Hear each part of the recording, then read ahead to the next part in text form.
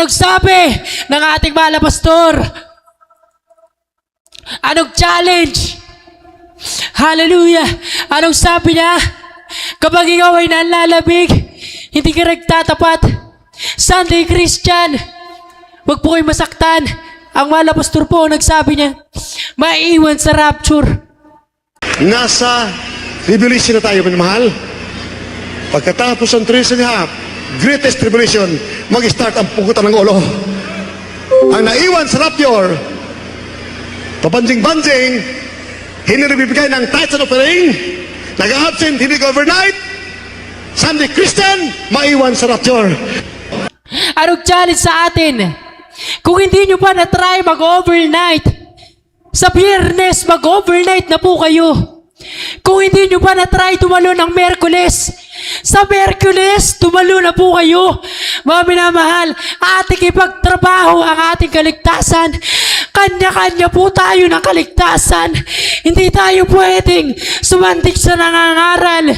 Kahit kaming mga anak, hindi kami pwedeng magsabi na ang aming magulang, mainit naman, ang aking papa, ordained preacher naman. Hindi pwede. Mga minamahal, kanya-kanya tayo ng kaligtasan. Kailangan ipagtrabaho natin ang ating kaligtasan. Palakpan natin ang malapay doon.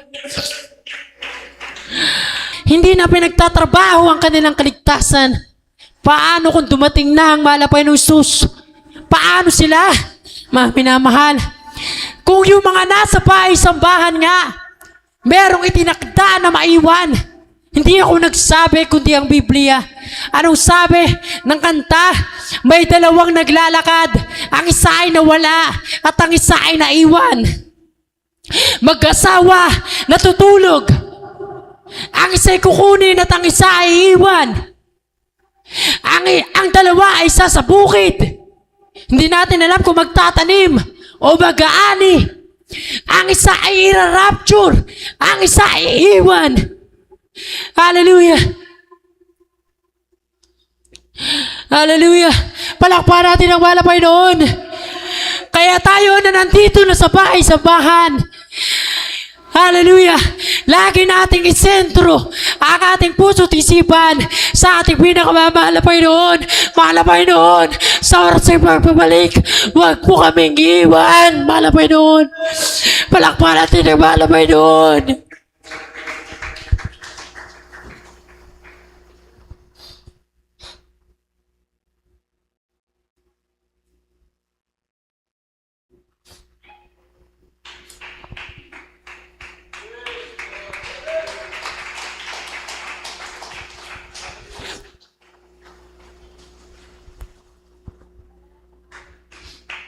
Palakpakan natin ang mahal na Panginoon. Hallelujah!